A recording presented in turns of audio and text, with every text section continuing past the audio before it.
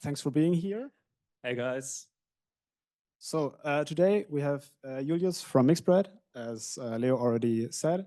Mixbread is building embedding and re-ranking models that are currently state of the art. And we're really excited to have you here, Julius. Thanks for being here. Yeah, thanks. I'm also really excited to be here. Hope we can have some good conversations today. I'm sure of it. I'm sure of it.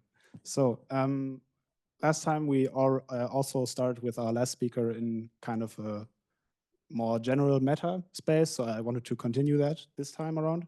So just for starters, how did you get into computer science? What was your first touch point with it? How did you get interested in it? And when was that also? Yeah, so I think my story is pretty unspectacular. Basically, I was at school, right, and had to choose some topic in order to get my Abitur, the German equivalent of high school, I guess. And informatics was kind of the natural choice for me just because it sounded interesting. I started doing it and kind of felt really natural to me. So I did that, and then I kind of lost sight of it and had to go study because that's what your parents tell you in Germany, right? And I was pretty clueless what I wanted to do. I actually wanted to study physics, but ended up applying for informatics, like computer science, just because I was curious and I needed some children money. That's how it works in Germany. But we can talk a bit about why I was goalless, so to say, later on. And yeah, I was really bored. I started going to the lectures, and that kind of got me into it because I really enjoy computer science nowadays. Nice. And what specifically, there's a lot of areas in computer science, of course. I guess there's also a big different kinds of developers here tonight. I mean, we vet every one of you, but I guess all of you have some different background in a way. What made you go into the topic of AI specifically, and more specifically embedding models? Yeah, so I think that comes a little bit with the story, right? I came into industry pretty early. I started working as a software engineer at a consulting firm where I did all kinds of projects, so like front end, back end, DevOps, MLOps, a little bit of everything. And after doing that for quite some time, I ended up at Google, where I did an internship at the team that's now building Google Gemini. That also got me in touch with LLMs before ChatGPT came out, basically. I met my co-founder there, playing laser tag, the typical big tech company things, right? And we had a similar idea to build something, which was knowledge base for consultants back in the day, because we both came from consulting and it was kind of a natural choice for us. We realized, okay, shit, it's actually super hard to build a really good search system. Back in the days, there was no huge embeddings API. Like nowadays, you have all kinds of providers who give you easy access via API to embeddings. But back in the day, it was like, okay, how do we host those models in the first place? There was no really good inference solution. Nowadays, we have everything for that, right? And so we realized, okay, embeddings hosting is a huge problem, as well as the quality. It's just not there yet. And we decided to build Embers, which is like embeddings as a service, and that kind of got everything started. Interesting. So what did you, in that time, you also already mentioned it was before the release of ChatGPT, but as we all know, Google kind of lagged behind OpenAI, especially in the beginning of LLMs, where it was just this breakout technology that Google was kind of left out of in the beginning, at least. So what was the kind of energy, and what specifically did you work on? What products, what use cases at Google in the space? Yeah, so I think they weren't necessarily lacking behind in the technology per se. They were lacking behind in the use cases. So when I worked there, we built like tooling around LLM evaluation, and we worked closely together with the team that actually made LLMs useful. And back in the days, what that meant was, oh, you have a beautiful little flame that talks to you and changes the color based on your mood. So they were already aware that this technology can be really, really powerful, but the use case was like, okay, it's a children's toy that children can talk to and kind of understand the world better. And as we know now, it's like a super huge thing, right? So. So a part of before we go much deeper into what you do at Mixbread and what you originally came up with your co-founder, let's maybe while staying at the topic of Google, what were kind of the learnings and the processes, maybe best practices that you kind of still keep to this day from your time at Google? So I think that it's a little bit of a longer story for me because I was always considering skateboarding and surfing and outdoor activities like kind of the fun for me. So when I talked about fun and when I thought about fun, I thought about going out, going skateboarding, doing a party with friends, and I think this is like the fundamental thing that shifted for me at Google is I realized if I work with really good people in a space, especially in computer science, that's actually something that can be very powerful and very engaging for me and super fun. So I discovered like a new way of having fun. Obviously, I also got first touch points with the technology. I think I learned that working somewhere can actually also be fun because I'm going to be honest with you, life at Google is just very good. You get 3 meals per day, you get a lot of money, and the people who work there are awesome. So I think that's it. Would you say your current company culture is centered and built upon that? Of course. Nice. That's of course what you want to hear. Yeah, no, when I left Google and also my co-founder Amir, we thought about, okay, what kind of company do we want to build? And we knew we never want to cook again. So everybody at Mixbread just gets 3 meals per day, and I think that's really important. So for those still considering what company culture to build, what to encourage, this is point number 1. Do it, guys, do it. Nice. So maybe just moving on from this topic, what was, you already talked about the kind of problem that you identified early on, that the space for embedding models especially was not as developed as much. Would you say, of course, also with your contributions to it, but overall that this has now changed in a major way? And how is this like embedding model space still competitive, and in what ways has it changed since then? Yeah, so I think with the advent of large language models, everybody realized, okay, it's actually really important to connect your data to an LLM in order to get like an actual enterprise use case, so to say, or like value out of it. So I think this part is like really important, connecting data to the LLM. And this also reflects like how the technology shifted, especially in the search space. Everybody's like really focused on this problem right now, where they want to have the best search possible in order to get the right context to the LLM. And this obviously also reflects in tooling. Nowadays, we have Together AI, we have like all kinds of other providers offering embeddings API. We have new competitors like Gina, Voyage, and some other companies doing embeddings, and also a lot of open source solutions that enable like simple hosting of embeddings and re-ranking models. That's a perfect transition to you giving an outline and a kind of brief of what you do at Mixbread. Yeah, so with Mixbread, we kind of think exactly the same way. We think that connecting data is like super important. And our approach is basically we want to create a unified world model that's able to encode all kinds of different modalities, different languages into a unified Latin space and enable search through modalities and through languages. So far, we've trained state-of-the-art text embedding and re-ranking models that have over 40 million downloads on Hugging Face. We have the most downloaded embedding model of 2024, accounting for 5.5% of total Hugging Face model downloads, which I think is quite a lot. And we have around like 2.5 million monthly downloads on our models on Hugging Face. Yeah, just as you, when you first said that number, it was kind of crazy to me. Like 1 in every 20 models downloaded from Hugging Face is one of yours. That's quite an achievement.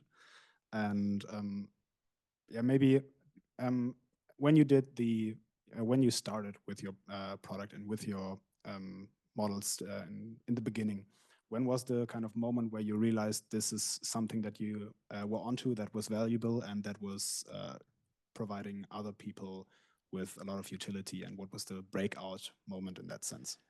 Yeah, so as I mentioned earlier, we started with Embers, basically hosting open source embedding models. And this kind of grew naturally. So we just put up a website, we had an API. Back in the days, we were still broke students, didn't have any money. So what we did is like, we bought like the cheapest GPUs we had on Vast AI. I think it was like 4090s, not 4090s, sorry, like 2090s. I don't know, 2080. Some cheap GPUs. And had like all kinds of backup systems if those go down, because VAST sometimes just shut off GPUs, right? But this service just ran, and then one day randomly, Kevin Laws, the ex-CEO of AngelList, he joined our Discord. We did what every good product people do and wrote him, obviously. We started chatting about what he's building and why he's using our service, and kind of realized, okay, a lot of people are looking for embeddings and looking for ways to improve their search right now. And we ended up doing a project together with him. He introduced us to some investors, and that kind of grew naturally into what Mixbread is today.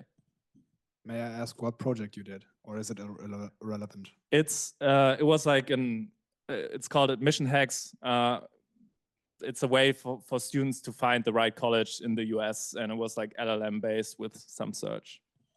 Okay, so Mixbread is, I would say, a really research-first company. In a way, you do a lot of, you publish a lot of papers. Your blog has a lot of articles on the products you ship and the models that you ship. What is the kind of, first of all, reason for that? Of course, having this research background, but also following up on what putting technology first is meaning and doing in your company. Yeah, so I think why we started with research is because we saw that open source embeddings are just not there yet. We had like OpenAI embeddings which showed, okay, there can be actually pretty good technology, same for Cohere, but there was nothing similar in the open source world. So that was kind of our first goal, to create a model that people can actually use and build like kind of their search upon. And I think this is like kind of inherently comes together with research. Also, my co-founder, he's a really big researcher, and I kind of, it was kind of his vision to build like a research first lab starting off. Obviously, we raised our seed round, and now we're kind of shifting towards having a more product focused approach, but research is always at our core of the company, and we always want to continue that. We also have some pretty cool multilingual embedding models coming out soon, some new re-rankers, and we will stay researching, but also got to work on the product side. Well, how do you kind of balance that? Because you're still a pretty small team, 6 people if I'm correct. And how do you still balance the kind of having to build a product at the same time and still pushing forward your research, and kind of the balancing act between that? Yeah, so I think research is not only a way to build something that's better than what's already out there. It's also a way to help you reach the right people that eventually could buy your product. So it's like a thing that you have to understand that it's actually also something that can benefit your product. So that's how we see it, and that's why we prioritize it equally. And regarding, I mean, you have to still strike the balance between get user feedback in a way on the things you build, and still having the ability to power through to build what you want, build the real best thing possible. And you said earlier that it naturally took off what you've built, but for a lot of people, they get stuck in building product, focusing on making it the best they can, maybe shut themselves kind of away from other people getting feedback to them. So what would you say is a good approach to not only building the best product? Of course, we all want to do that, but also balancing that with user feedback, with getting market feedback in that way, because not everyone just builds the best thing and then everyone comes and it works. Yeah, that's definitely true. I think there's like multiple approaches to that. So there's stuff where you just have to dedicate yourself to build it for a couple of years and then go out with it. Like one example would be like micro VMs with like millisecond boot time, right? It takes a long, or like, it takes a long time to build. But at the end, you know, okay, somebody will need it because it's a problem, or it's great for serverless Postgres or something like that. So there's things that you just know people will need. And I think for us, this was kind of a similar approach. So I can't really speak too much about the user feedback route. But what we see now is like kind of we want to get user feedback as fast as possible, as soon as possible, and build out the product together with the user because you understand better, okay, what do they actually want, right? So maybe regarding productization and your efforts to doing that, you started out with doing or developing the best models. And how did you kind of go about productization in that sense? What things did you explore? What worked? What maybe did not work, especially that? And how did you go from having the best model possible to making money off of that and going that route? Yeah, so I think it's a little bit of a difficult thing to really explain. We explored a lot. We explored through different verticals by, for example, looking into domain-specific problems. Like, as I mentioned earlier already, we have something, or we started with something that was a knowledge base, like kind of workspace AI for consultants. So we weren't like totally away from building a product, right? And we came back to that and kind of explored a bit, but we also realized that our core is really building something that a lot of people utilize as infrastructure. So it took some while going through different verticals, trying out different stuff to realize that's actually what we want to do, and that's what the team focus lies on and everybody aligns on. So we came back to that. So you'd say that still the getting the best models possible is just at the core of what you're doing, and then everything else just revolves around that. I mean, I think not necessarily getting the best model possible. Like that's definitely our goal. But we also focus towards helping people build what they actually want to achieve, which is like a really good, for example, RAG system, a really good e-commerce search, and try to work towards making this as easy as possible without having all the headache of configuring this and maintaining this. And basically that's.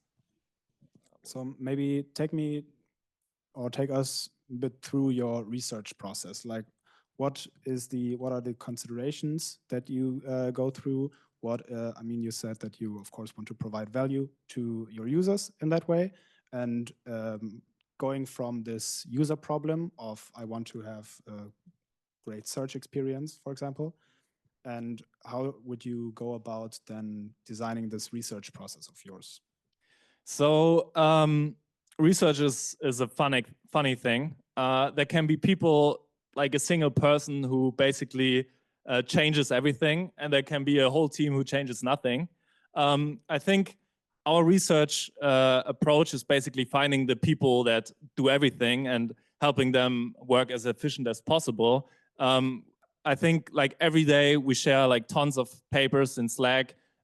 We read through everything, we discuss everything that comes out, new approaches to training, for example, embedding models or re-ranking models.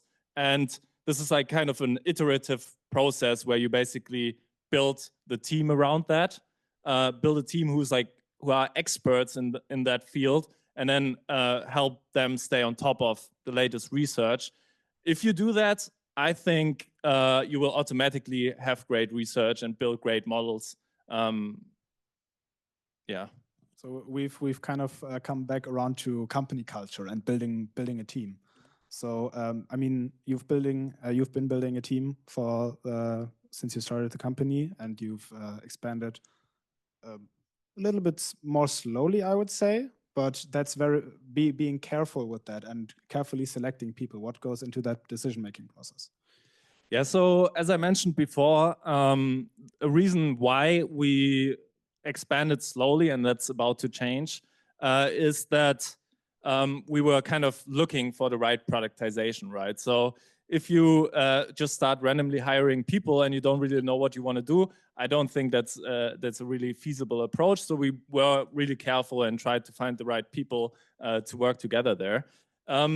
How we do that is basically for research, we look at the people who write the newest papers, the latest research, and we get in touch with them, see if they're open to working together with us, saying we go to like top conferences to get engaged with those kind of people. And I feel like this is something that we build our team upon. So every team member knows people who are really, really great. And that's how we think about that. You've also mentioned that you and your co-founder, Amir, he was mainly, I don't want to take away any credit from you, but he is, so to say, more of the research-focused person in that sense, and you are more of a generalist in a lot of ways. So what would you say is the kind of ways that you maybe add to each other, and what was the founding relationship between you two like? Yeah, so I think that's a really interesting topic because a lot of times you have one of the extremes that builds a product. And like, for example, if that's somebody like me, generalist, like kind of full stack developer, now also like really into AI and ML and that kind of stuff, right? But I come from that side. Then you build like a really good user experience. You build like a product that feels natural, like is well designed, but you not necessarily have like the technical mode of building like a really deep technical product. And that's, I think, where having somebody from the other extreme who's exactly that, who knows everything in and out, who is basically like a walking history book about that kind of stuff and helps you build like this really deep technical edge, comes in really handy. Whereas I think both sides can be powerful on its own. I think if they come together and build something together, that's where they are the most powerful. And going to kind of your motivation and the energy it takes to build such a company, what are like the features and the characteristics that you would say make up this great team of yours? So I think that's more or less what I just said. I think having people who really understand user experience and who really love design helps a lot in building like deep technical problems, because they can make it easy to utilize this deep tech, right? Whereas you also need the people who understand that deep tech and kind of make that thing happen. So also providing a great user experience around the core product. You also offer a lot of tooling that comes with the usage of your models. So maybe let's get into that a bit. How do you kind of go about not only offering your core product, but also offering or choosing what to offer in order to make that product usable to many people? What's the decision-making process in what tools do we have to provide around the core to make it as usable and user-friendly as possible? Yeah, so I think that's something that just grows with talking to people. So like we've talked to countless enterprises, countless users of embedding models per se, and like talked about what they want to achieve. Like 99% that's the same. Like the 1% you have like a distributed model router that's like super crazy, right? But 99% of people, they just want to build like a really, really good search experience. So I think if you talk to enough of those people, you will realize, okay, what do I have to provide? What were some of the learnings that you made talking to these people? What are the core things that you realized you have to provide to make it usable to your users? So I think everybody realizes this right now with, like, for example, deep research coming out, also LLMs getting better at web search and this kind of stuff, right? You have to connect your cognitive layer, aka the LLM, to data. Otherwise, there's not too many use cases where it's like super relevant. It doesn't matter if it's code. Like Cursor does a great way, has a great way of integrating your code base into their workflow, right? It doesn't matter if it's like deep research from OpenAI, where they basically scrape the whole web and kind of find the right data for you. Everything is based on the right data. And I think that's the biggest learning. So you earlier when we spoke, you mentioned that you also used to provide some services, not just the product itself. You mentioned fine-tuning for specific cases where companies approached you and you would fine-tune embedding models for them. About that approach, what kind of made you go away from that, since you're not doing that anymore? And what were the initial motivations to do that? Yeah, so I think the initial motivations to do that were pretty simple. We know we can streamline the process of doing like fine tuning. So in sort of a sense, we thought about having a service-enabled product that basically helps companies build a better search by providing fine tuning kind of as a service while still doing some hand holding. But the problem with that is that you have to do the hand holding. So we kind of want to go away from that and have like a more product-based approach where people can just onboard themselves, and so we are able to scale a bit more. So that's something that you probably did in the beginning to kind of also get your products in the hands of people and kind of maybe try out the usage and follow the usual use your own product in a way. And as you grew, that kind of faded away because you wanted to scale more. Yeah, so I think it was like twofold for us. Like obviously money always sounds good, right? So we wanted to try that out. On the other hand, it was like a really great way for us to learn a bit about the industry use cases and how exactly people utilize our models and what kind of solutions they build, right? And then like we took the learnings from that and kind of now start to build, or we already have that in closed alpha, but have like a more product-based approach. So you tried out some verticals, you said, and any learnings where you would kind of conclude that in some use cases or some verticals it makes more or less sense to take that approach? What exactly do you mean, sorry? I mean, you said you experimented with a lot of verticals and you experimented with some use cases. From these experiments that you did, what worked, what didn't work, what was your kind of experience with that? Yeah, so I think it's mostly a team thing for us. I think, like, generally speaking, there's a lot of great opportunities right now to build like really great AI products.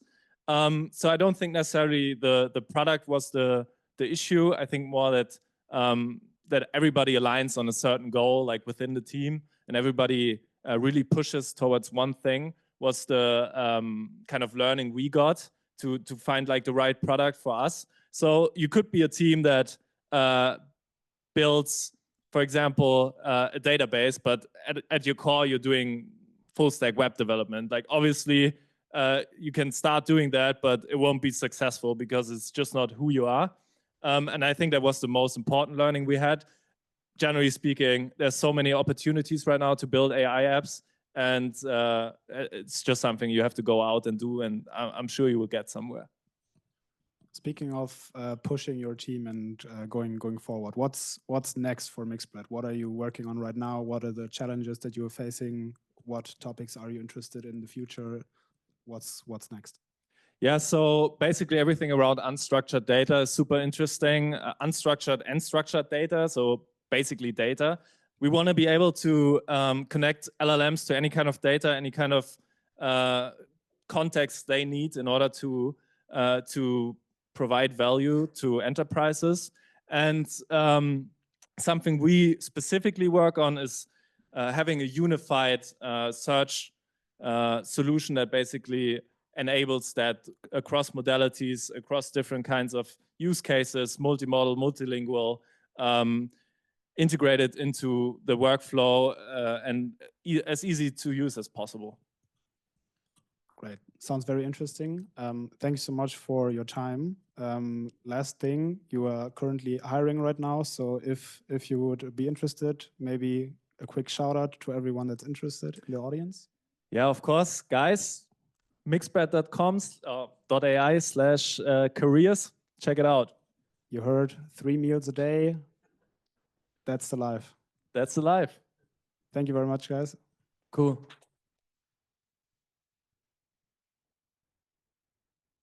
So as always, small Q&A at the end. So does anyone have a question? Who wants to start? I will be running around.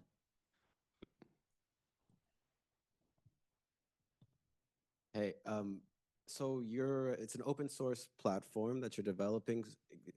Obviously, you come from Google. It's a kind of a closed source environment. So what inspired you, or what drove you to go open source? And yeah. So actually, our platform is closed source. I'm sorry about that. Our models are open source, though. I think we're also considering open sourcing everything in the future. I think for search, especially, it's like really compelling.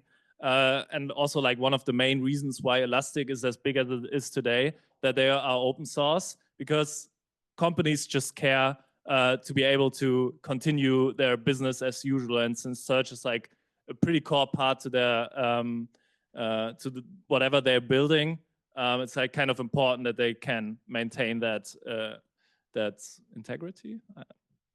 Yeah.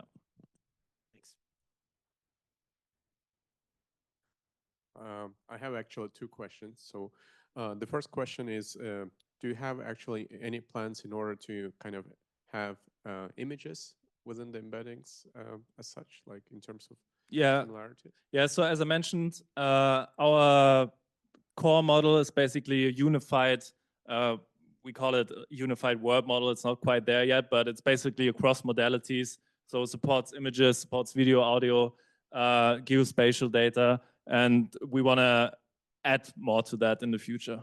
So yeah, we support images.